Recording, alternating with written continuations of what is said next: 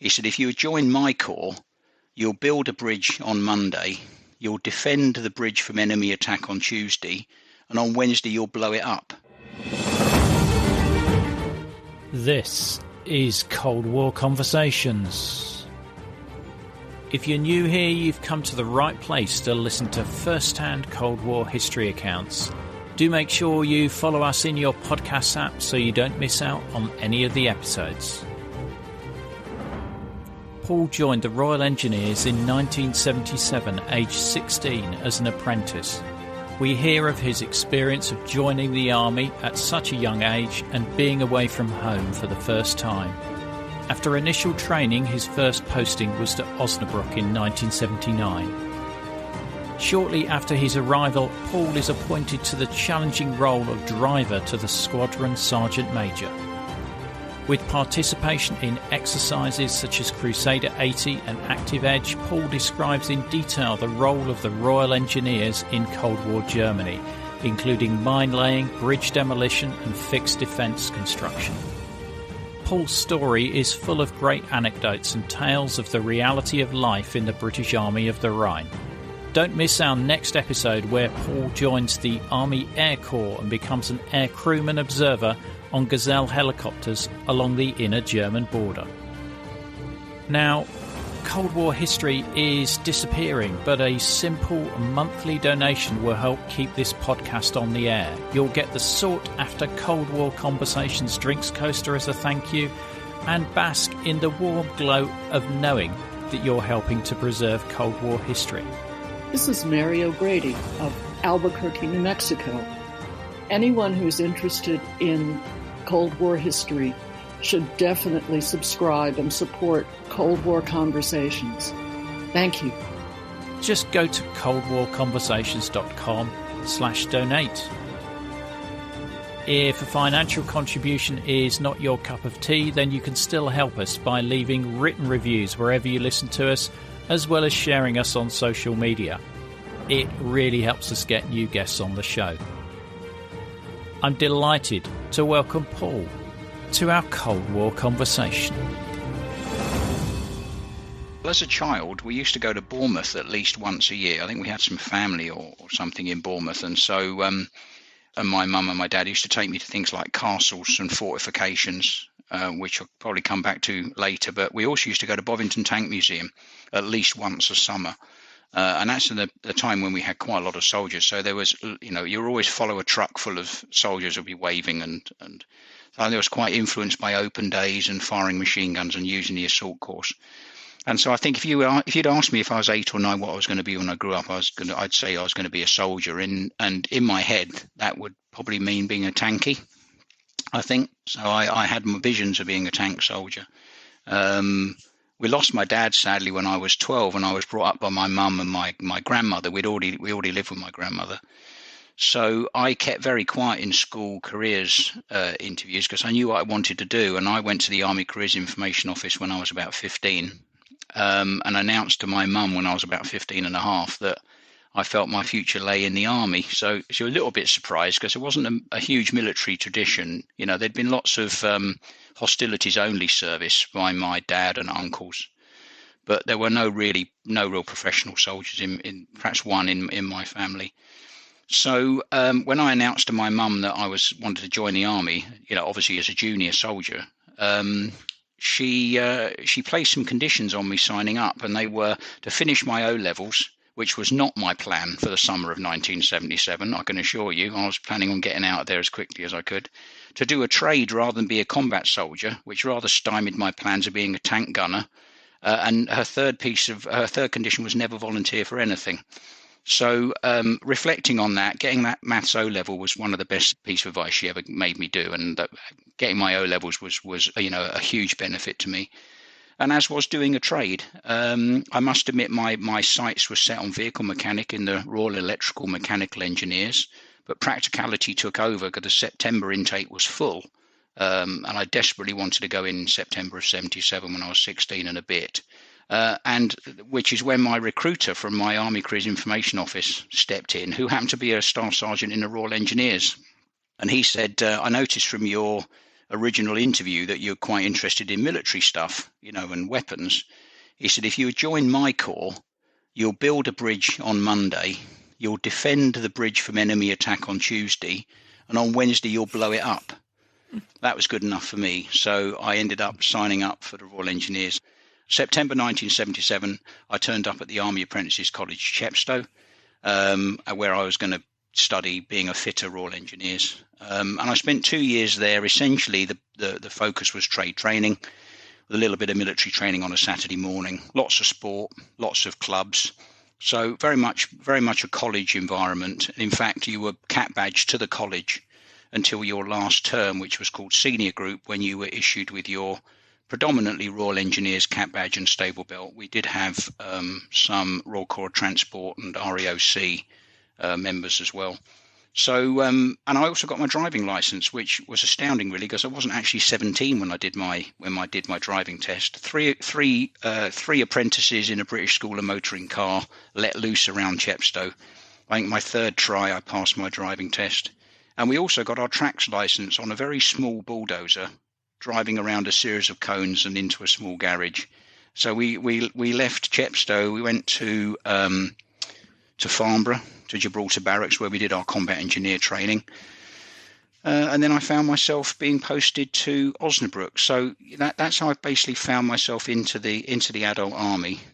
It seems a very young age to be sort of in that environment. I know you were in a college and a learning environment there.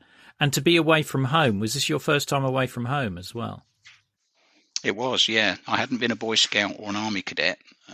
So, yeah, it was a bit of a shock, I must admit. It was a bit of a shock to the system, but we were quite well looked after. I remember being taught to iron on like day one. Went to the stores, got our kit, came back, and the block corporal, who was an apprentice lance corporal, so he was like a slightly higher group, taught us all to iron. So I guess, it is 1977, but there was still quite a lot of pastoral care.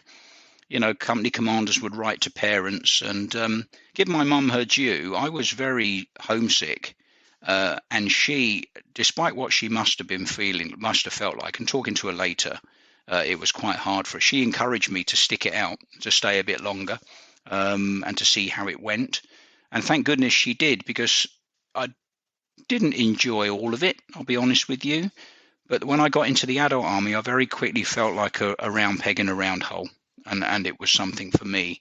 So, I mean, basic training is always tough. The focus was always on trade training in that apprentice college. Trade training was king, but slowly but surely they introduced more and more military training. Strong on drill, strong on running, because that was the army in those days. And I was a bit of a runner. So I also did a bit of fencing, sword fighting, which was a new sport for me.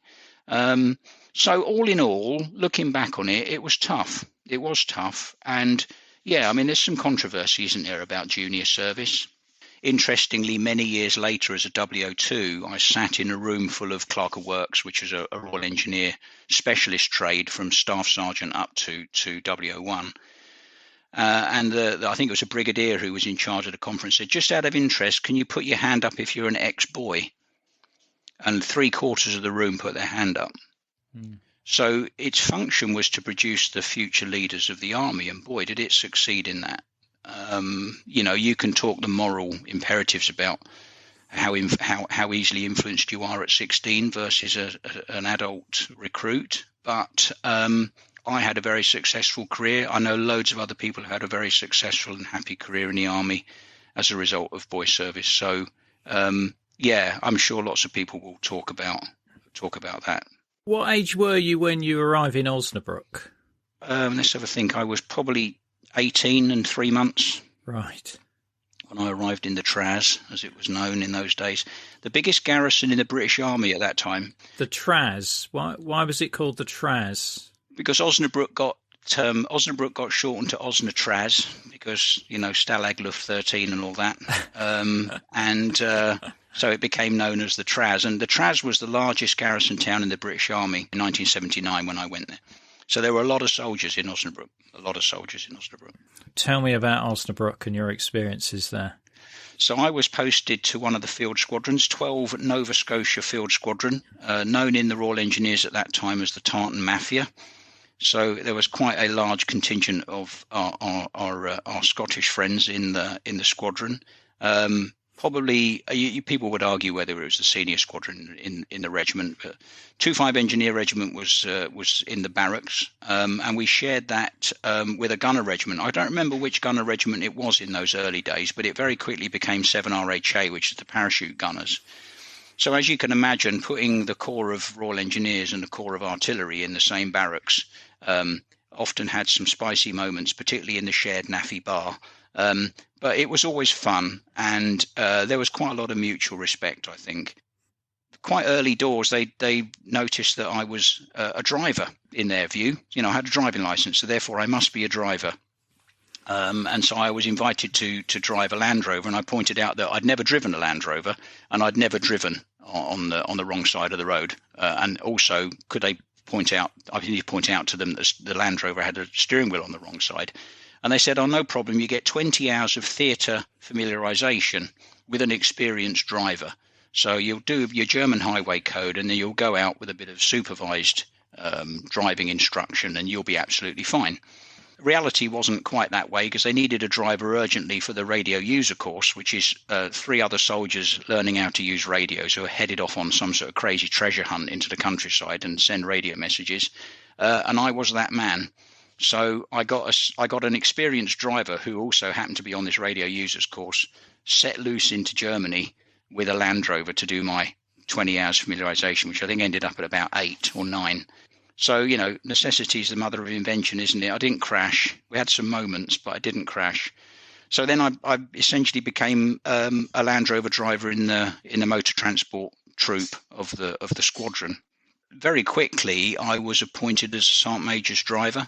So I drove for a quite fearsome Squadron Sergeant Major at that point. But I do remember, Ian, and I'll come back to it later on, I do remember stood in the window of my block, which looked out onto the German street, and the pub, which was called the Winkle. Honestly, it was really called the Winkle, which was our almost squadron bar. And I was just watching the traffic go by, and I heard this rumbly noise, and these 2 combat engineer tractors came in, had clearly been on exercise or something, which was a full track, 17 tons of armoured digger, basically. And I thought to myself, I fancy that. It took a while, but I did get there. So that's how I ended up in Osnabruck. Fine city. I'm a great believer in that first posting is very influential.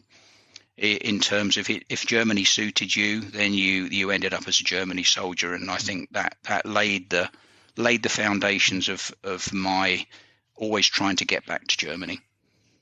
And was this your first time abroad as well? It was. It was my first time abroad. It was my first time on a plane.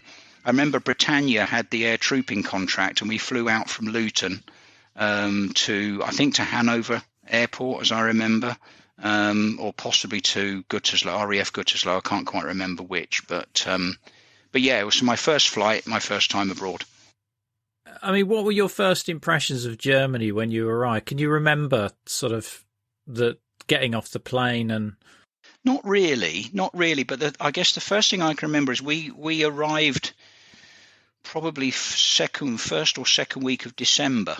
And our expectations were managed very, very quickly that we weren't going home for Christmas, because you were only allowed 20% of the unit outside of the operational theatres or outside of Germany at any one time.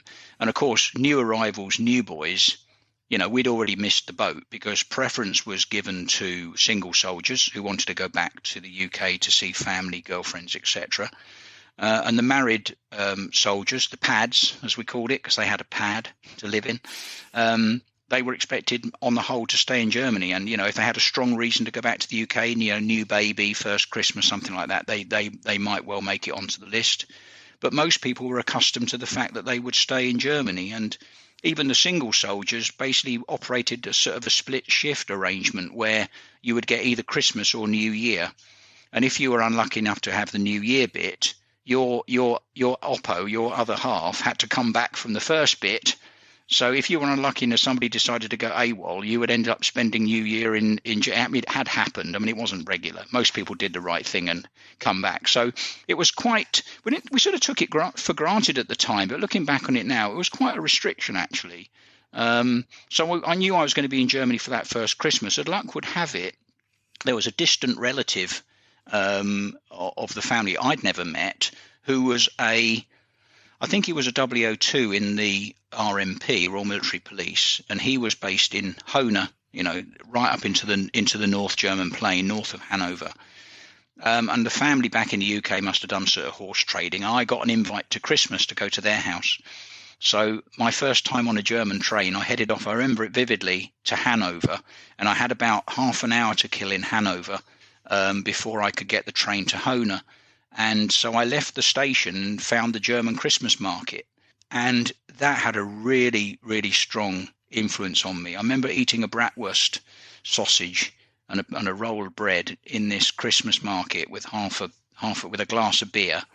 And the smell is with me to this day. And Christmas, without that Christmas market spell, I've taken my wife back to Germany just specifically to go to Christmas markets. There's something magical about Christmas in Germany, and I guess that sort of started my love affair with Germany and living there. So that's the strongest memory I have of that first 3 or 4 months, was heading off to Hohne. And of course, I was lucky. I got invited to a family Christmas in a married quarter, and they had children, and I was made very welcome.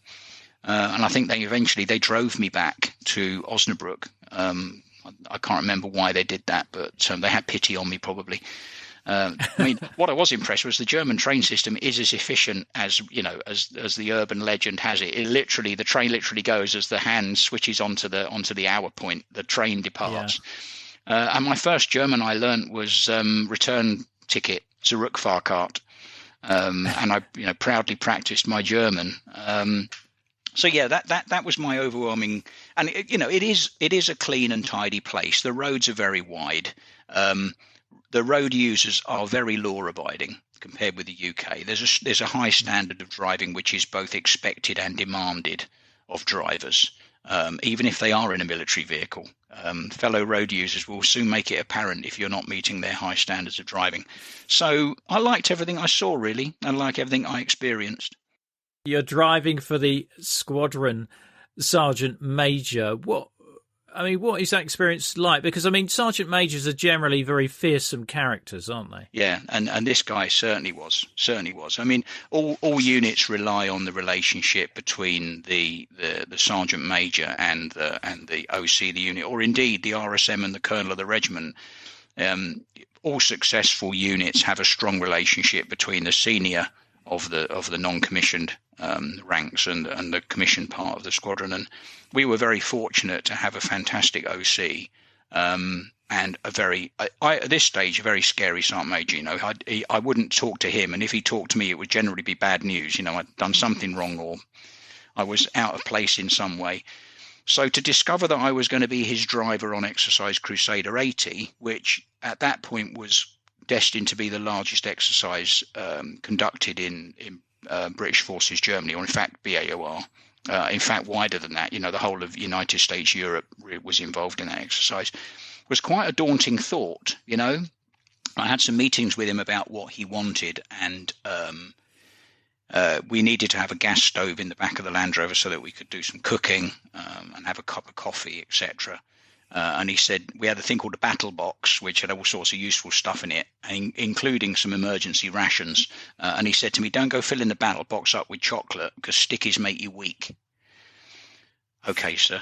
So I ignored him and took some chocolate along. But driving for him was interesting. And I remember him saying to me, look, I'm going to be able to direct you to a location using the map, but once I've shown you how to get to that location once, you're going to need to remember how to get to it, because Sapper Davis, I'm going to be too busy on the radio. He said, this is a big exercise. There's going to be a lot asked of the squadron. The last thing I need is to be babysitting you. So, get used to the idea. You need to be thinking ahead. You need to be thinking what I'm going to need. He said, I need you to. He said, you're an ex-boy, you know how all this works. So, it was very clear that we were ex-apprentices, and there was quite a lot expected of us, So I knew what I was letting. I guess I didn't really know what letting myself in for, to be honest, until we actually deployed on Crusader 80, and I can't remember now whether we were crashed out. So there was a thing. Some other of your contributors have spoken about exercise Active Edge, which was a preparatory exercise to basically the transition to war as we'd know it now. We used to call it a crash out because the camp fire alarm would go in the middle of the night. Sometimes we'd get pre-warning. There was always rumour. The rumour mill was always rife, and it was generally wrong, but sometimes it was right. And we would get crashed out. And the idea was to get the vehicles loaded with their complete equipment schedule, so all the tools and weapons, etc., and then deploy to the local exercise area, to a survival area. And as the name suggests, the idea was to avoid the town centres, which might be struck by the Russians either conventionally or worse still, nuclear. Particularly a big town like Osnabruck was probably a prime target. Basically deploy, survive in the field, and then rapidly deploy to our war location. So I can't remember, to be honest. I've thought back, but I can't remember actually what got us into the field on Crusader 80. But what I do remember is we went rapidly as a squadron to I think it was a disused sugar beet factory on the North German plain. So we used to call it the pin table, because if you looked at it on a map, it was flat and green with lots of little villages that looked like the pockets on a pool or a snooker table. And the task of the squadron, and in fact the task of the whole regiment, and I suspect the task of a couple of engineer regiments in Crusader 80 Phase 1, was to lay mines. So to lay bar mines, which is a tank killer. A tank does not run over a bar mine and survive. There are some pretty scary army training videos of tank hulks being rolled over a bar mine, and it would literally cut them in half. So it was a pretty fearsome mine, and we laid cardboard versions of what was a plastic mine. We laid cardboard versions which were filled full of sand, which I think the idea was they were biodegradable. And our squadron lay mines for 72 hours. I remember it, non-stop, so without breaks. And we actually laid cardboard mines, so they were delivered to the factory by the Royal Corps Transport, delivering pallets and pallets of these cardboard mines, and they were outloaded to the field troops. And they used to use a armoured fighting vehicle, the venerable 432, hooked up to a bar mine layer, which, not a very sophisticated piece of equipment, but as a result, very reliable, sturdy, basically an iron chute on two wheels with large cages so it didn't sink into the ground, a plough which would open up a furrow, drop the cardboard mine, or the bar mine, down the conveyor belt into the prepared hole, and then two large blades and a chain would cover the hole, fill the dirt back in and cover the hole up. And we laid a lot. They laid a lot of mines. The boys laid a lot of mines indeed. They also had some anti-personnel mines in a system called Ranger, which sat on the top of the machine, which was essentially one of the very first scatterable mine systems so we'd basically lay bar mines and then scatter the field with Ranger mines as well, just to discourage the infantry, shall we say. And were they the Ranger mines? Were they on the surface then? They were surface laid, right. Yeah. But there was crop in these fields. Clearly there'd been some negotiation with the German farmers when they set the area of the exercise, and they were generally encouraged to do an early crop and harvest. Then we would do the exercise. They would get paid for a certain amount of damage, I suppose. I can't really remember how that works. And then they'd have the opportunity perhaps for a late crop. But looking back on it, amazingly cooperative bunch of people. I mean, the threat was quite real if you were a German living on the North German plain, because the inner German border wasn't that far away.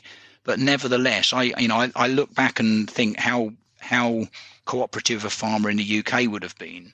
They didn't have the level of threat necessarily, but there was some financial benefits, but they weren't huge. If you used their barns overnight, they would get paid barn money. The occasional bottle of whiskey would pass hands, I'm sure. But they were not only cooperative, but quite friendly, actually, when you consider how much we were disrupting their lives, covering all the roads with mud, mulching all of the curbstones. It was quite amazing, really. So I'd certainly never seen anything on the scale of this, and I never saw the scale of that again. The idea of those minefields was essentially as a blocking screen to push Soviet armour south into the valleys, which were the killing zones, which is where the Royal Armoured Corps, the Royal Artillery, and the Army Air Corps would be set up to do this big tank kill, en masse tank kill. So rather than being able to speed across the North German plain into the Netherlands, these big blocker minefields, and they were big, were designed to push them south into the killing zone. So that was the premise, really, of the first part of the exercise. So you can imagine 72 hours of driving from field location to field location, where the Sergeant Major was, I guess, a combination of arm around the shoulder and a fist. If they weren't moving fast enough, or they weren't getting it right, or congratulating those that were. And you could see where crews had fallen asleep, where the line of the mines would like swing left into a riverbank or something, where the machine and sometimes 432s were off the road or off the field, which wasn't surprising because drivers in particular were having a tough time. And as were the troops. It wasn't easy work. There was a lot of manual handling going on. There was a lot of work they always had a troop walking behind the machines just to do some more camouflaging, to fix any plough marks or whatever, to try and tidy up as much as possible. So it was a tough 72 hours. And I remember the Sergeant Major saying to me, "I'm going to the CV. I'm going to be about an hour. You can get some sleep." And I got in my sleeping bag. He said, "You need to sleep next to the vehicle door so I can come and kick you and get us going again." And I got in my sleeping bag and slept next door. It's only when he come back and woke me up I realised I'd been sleeping in a large puddle in my sleeping bag. But I was tired enough not to worry too much. The one thing I do remember, which taught me a lot about the Sergeant Major, this one in particular, was he came out on another occasion and he said, one of the dispatch riders, good friend of mine, actually a roommate of mine, one of the dispatch riders is missing. We need to go and look for him, which was obviously quite worrying. It was dark. It wasn't a particularly nice night as well. It was sleet. No, it wasn't sleeting, but it was certainly raining, I would say. It was too early in the year for sleet. And we headed off down the known route. I guess we were out for about an hour, and the Sergeant Major said, "There he is, turn around at the next junction," because we were on this either an autobahn or a dual carriageway, I can't remember which. And we turned around and we came back and parked underneath the bridge, underneath an autobahn bridge or a road bridge in the dry, was this dispatch rider bike, which in those days was a very old-looking single-seater BSA motorcycle. And asleep on this motorcycle was this 6'5" dispatch rider, head on the saddle, boots over the handlebars, and it was my mate. And the Sergeant Major leapt out the vehicle, and I thought, "Oh, he's going to get the good news now." Came back a few minutes later, and he said, "Get the kettle on," and got my roommate into the back of the vehicle. And I remember the Sergeant Major rubbing his hands through his gloves. So he had his hands in his and was rubbing his hands, and we made him some tea. And that's when I saw the humanity of the man. It's not just about discipline; it's about looking after the troops. And my roommate had done the right thing. Basically, he got so tired he couldn't ride anymore, so he'd stopped somewhere dry. He didn't have a radio because we were on radio silence, and he was a dispatch rider. So he got a little bit admonished for not trying to let us know where he was, but in fact, the Sergeant Major was looking after him, and I never forgot that, and I never forgot that when I started climbing the rank structure. It's what's really important is looking after the boys, and that's really what he was about. So that was driving him on Crusader 80, which was a formative affair. Brilliant. I'm still intrigued how your friend could sleep on top of a motorbike without falling off. How do you do that? I don't know, because he wasn't in a sleeping bag. I just was dog tired. Same as me sleeping in the puddle, literally dog tired. Because radio silence for 72 hours. Those dispatch riders were busy. They were really busy, and all of the Land Rovers were busy with passing messages and stuff. So, but yes, it was a feat. It was a feat. I don't think he could repeat it. He certainly couldn't repeat it in daylight because we made him try. But I wish I'd taken a picture of it, but I didn't. Well, it would have been a bit difficult in the dark. That's true. What's next?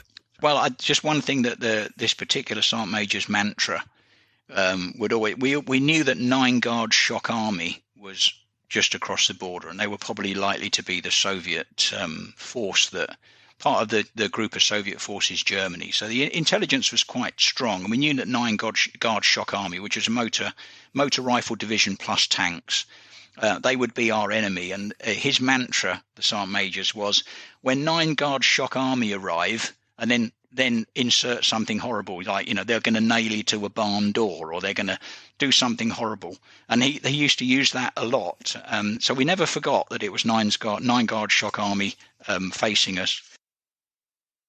Did you get much intel as to how effective the Soviet army was, or did they? I mean, because they wanted you to think that you could beat them, but you didn't.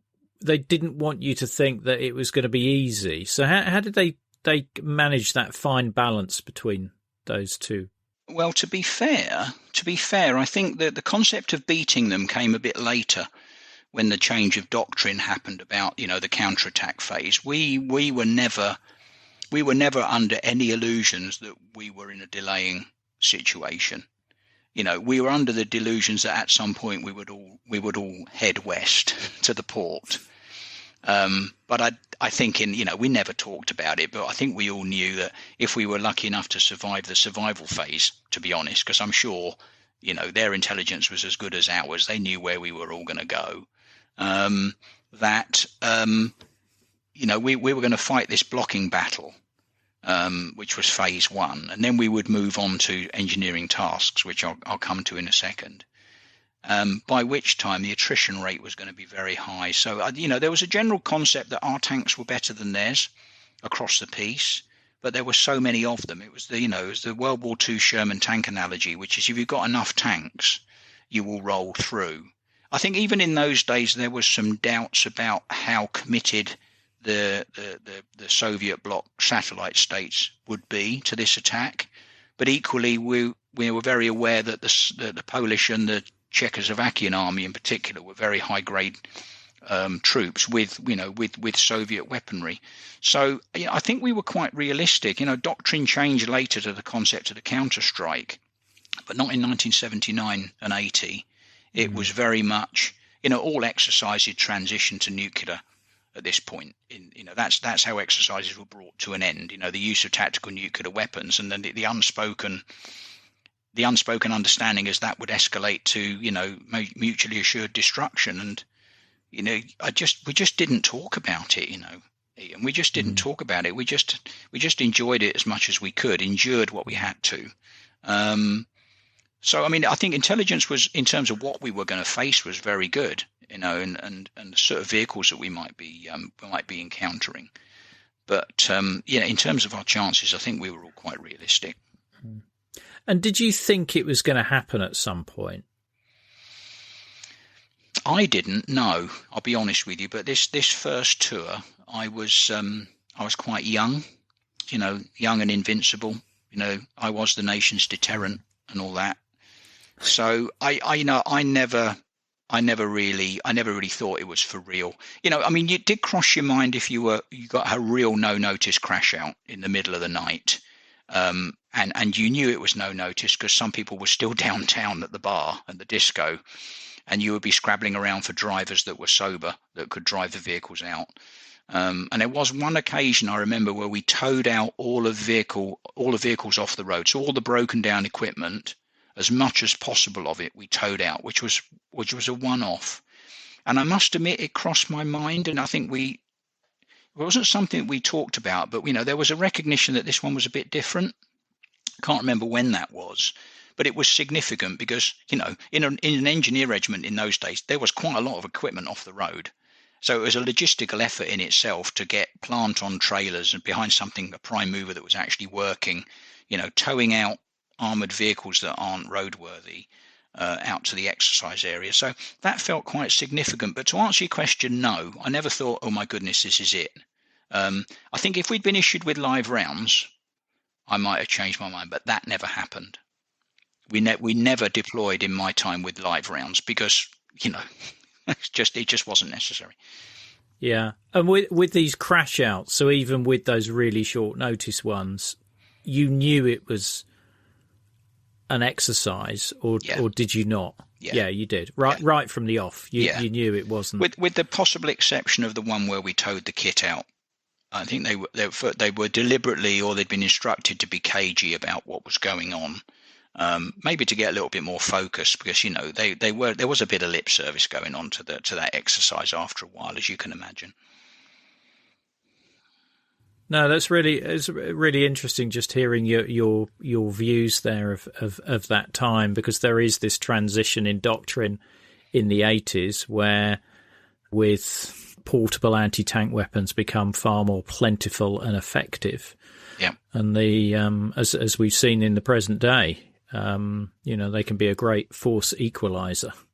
Crusader 80.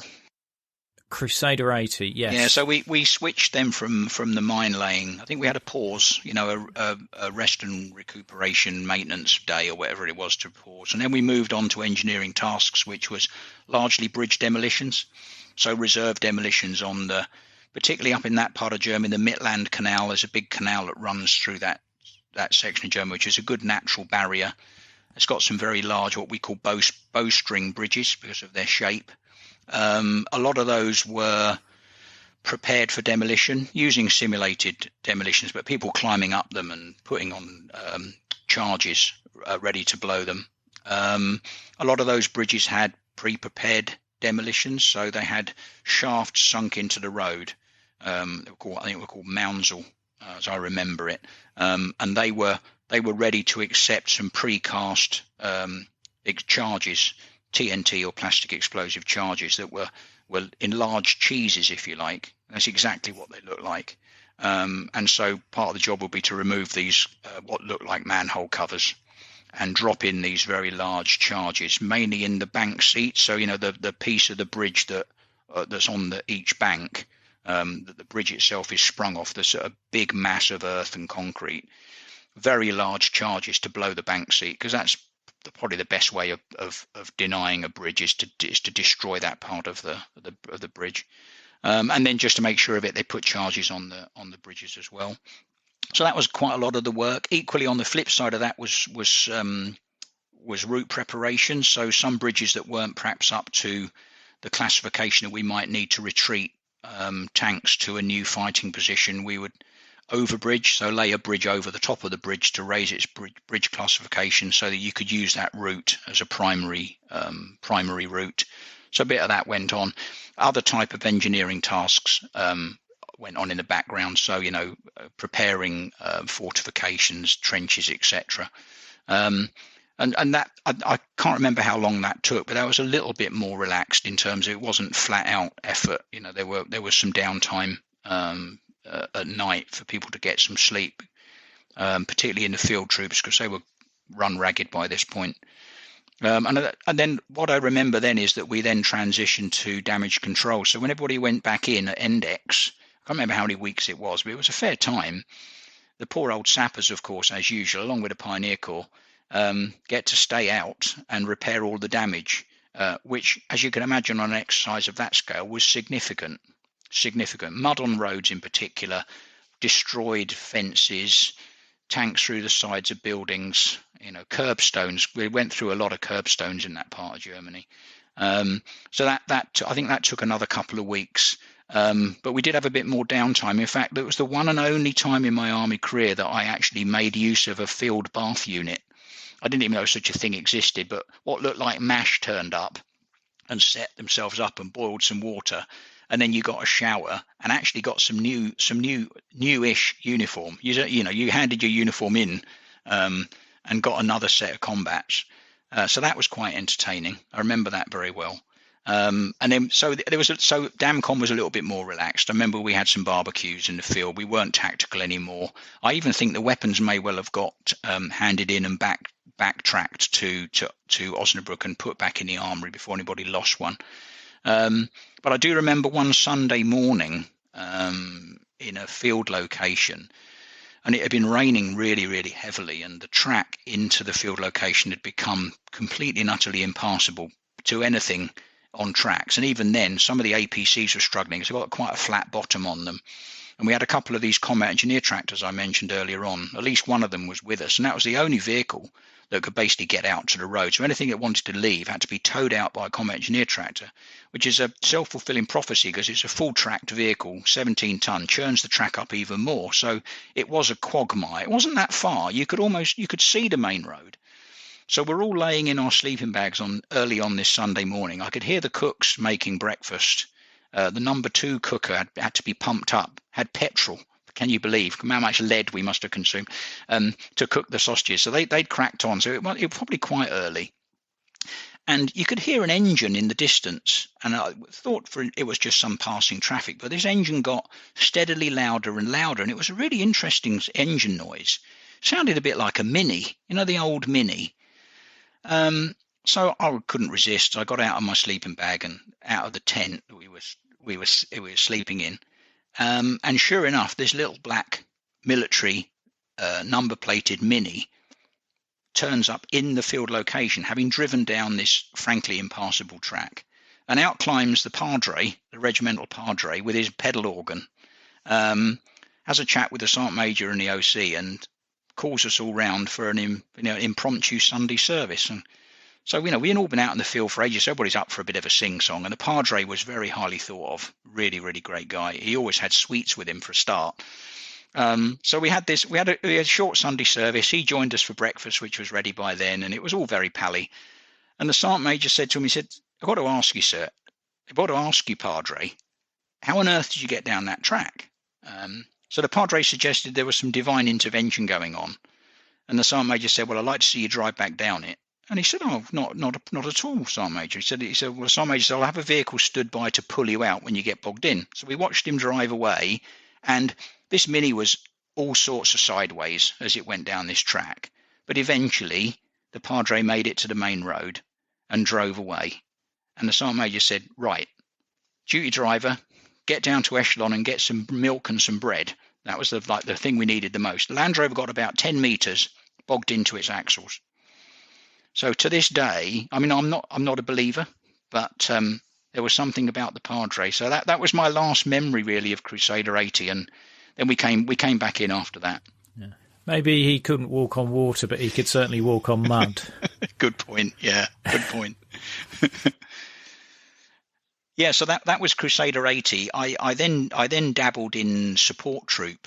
Support troop needed. They had mainly the plant equipment. Now I wasn't a plant operator, but I was a fitter.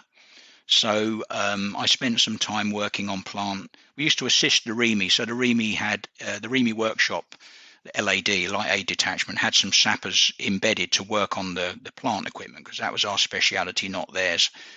Which was quite interesting, working with another corps. They're very good. They're very professional, and they're very good at being embedded in another unit. So I worked with them for a while, which was fascinating. And then I was invited to do a light mobile digger course. So we had this marvelous machine. I remember it was on a Thornycroft Nubian chassis, and it had essentially a civilian trenching attachment on the back. The machine was an engine with this trencher, and this trencher had a series of chains, vertical chains, that would dig the trench, and then a horizontal conveyor belt which would throw the spoil either next to the trench or away if you wanted to get rid of it completely. And it would dig a perfect 2-man battle trench. That was what it was best at. It could dig other holes, but it came a bit of a choreography of digging one bit and then moving and digging another bit, and invariably you'd end up falling in the hole and a digger would have to come and pull you out. But it was the noisiest machine in NATO, easily. It was literally the noise. So it wasn't the most popular machine to have around. Popular with the infantry if it would dig you in the holes. They wanted to get rid of you as quickly as possible. But the infantry soon learned that it would dig a certain amount of holes and then it would invariably break down. So they'd end up with this tactical field location with this whacking great truck parked in the middle of it with its head stuck in the ground. So, but driving it on the road was a really unique experience because somebody decided to put the gearbox in backwards. So the pattern of the gearbox was completely the other way around. If you imagine in your car, first is up and left.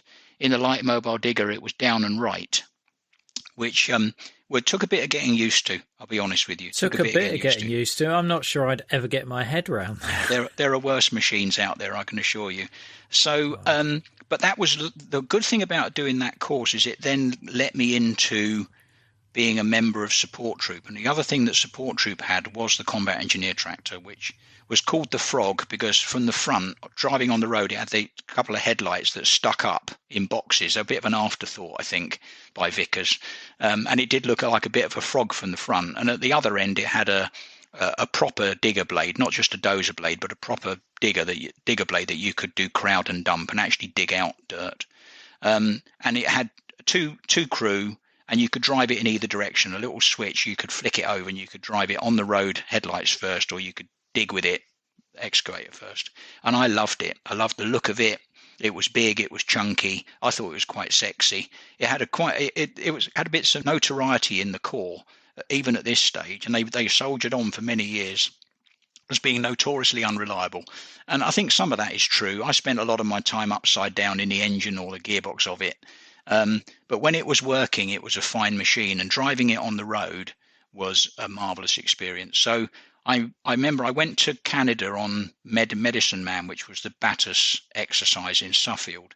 Even though I wasn't trained, I went with a trained driver operator as his crewman, and had a fantastic time on the prairie driving around in this combat engineer tractor. It did break, inevitably. It did break at some point, pretty seriously, actually, terminally broken. But as a result of that, when we came back to Germany, I was sent back on the proper combat engineer course with another fitter who'd been to Chepstow with me.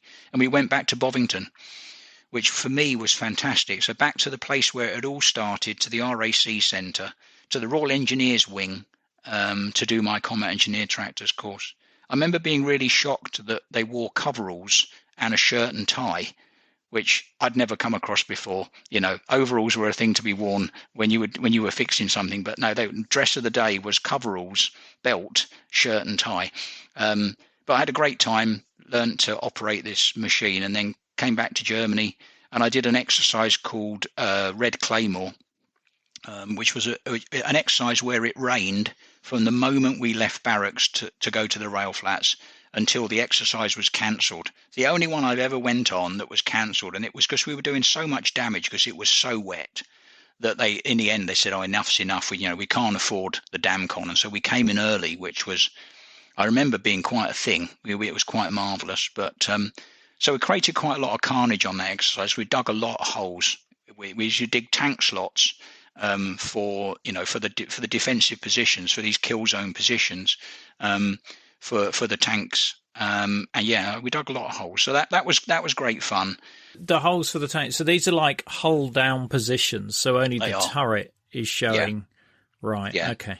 So and there was two types really. We would either dig them and lay the spoil, so the dirt that had come out the hole, lay the spoil in a ring around the front edge. And they would use the chieftain in those days, the chieftain barrel, to flatten out that dirt so they'd got as much cover as they could. Or if we were being really, we or they, lancers, cavalry in particular, would be quite keen on you actually digging the slot and taking the dirt away and dumping it at the rear of the field. Tried to make these on the reverse slope so that the tank turret and gun was going to point over the top of the hill into the kill zone. But of course, I guess the advantage of that for them was that they were far more camouflaged. The disadvantage for us, you had to dig a bit deeper because you didn't have the dirt to lay around the ring. But it's quite impressive when you see, a squadron of chieftains dug in along a hillside, and it was a very efficient machine. When it was working, it could dig very, very well. Most Royal Armoured Corps cavalry tank squadrons had a one dozer tank per squadron, but they could only do a push-through hole, which wasn't quite so elegant. It would work, but ours were a much more prepared defensive position, if you like. So that was me. That was my. I guess that's the sort of highlights of my time. I flitted between support troop and the motor transport troop. I actually went back and was the OC's driver for the rest of my time. My last sort of 7 or 8 months in Osnabruck, I was the OC's driver, which meant late nights because he would generally work quite late and you'd have to drop him off at his married quarter. But he was a fantastic guy and he looked after me very, very well. And you had lots of perks being the OC's driver because you were basically free of all other duties because you had to be on call. Worked very hard on exercise with him, mainly waking him up because he was so tired. As soon as he got in the Land Rover, he'd fall asleep. So I'd end up on the radio and driving. But it gave me a real insight into leadership and the difference between leadership and management, which, I by this time was a Lance Corporal. So I'd sort of worked out that if you didn't want to do lots of manual labour, the best thing was to get a stripe. And so I got promoted from the regimental cadre, which was basically a promotion course. And they put me in charge of 4 Land Rovers, mine included. So 3 other Land Rovers and their drivers. And that was my first experience of management. And that first stripe is always the most difficult because of course you're then in charge of people that you live with and you go down the pub with. So you learn quite a lot about yourself and about others in that first posting. It was around this time that they used to have this. We used to have daily Part 1 orders for the squadron and for the regiment, which would be published towards the end of the afternoon. And it was everyone's duty to read those before the following day because you might be on guard or you might be on some sort of duty or something might be happening that was your responsibility to know about. So before first parade, the following morning, you had to read these Part 1 orders, as they were called. And often next to them on the notice board was a thing called AGIs, the Adjutant General's Administrative Instructions. And it was things like volunteers are sought for special duties. Volunteers are sought for testing at Port and Down, which was, like testing NBC equipment and stuff like that. But one caught my eye, which was volunteers are sought for aircrew. So I'd always been quite keen on helicopters and stuff. And so I looked into this. I asked the chief clerk and he gave me the whole instruction. And the Army Air Corps was regularly looking for aircrew from the rest of the Army. So I discussed it with the boss because obviously I drove him every day. And he said, well, you'll be posted soon. If you're going to do it, go for it. I'll happily sign it for you. Because he knew I would be posted. I was coming up to my 3-year point. So I filled in my application, and quite a short space of time actually I heard back that I'd been accepted for an interview. And don't forget, don't miss our next episode where Paul joins the Army Air Corps and becomes an Aircrewman Observer on Gazelle helicopters along the inner German border. We have further information such as videos and photos in the episode notes. Just look for the link in the podcast information. Now, this show wouldn't exist without our generous Patreons, so I want to thank one and all of them for their support. You can very easily become a Patreon by going to coldwarconversations.com/donate. If you can't wait for the next episode, please visit our Facebook discussion group where listeners just like you continue the Cold War conversation. Just search for Cold War Conversations in Facebook. Thank you very much for listening. It is really appreciated. Goodbye.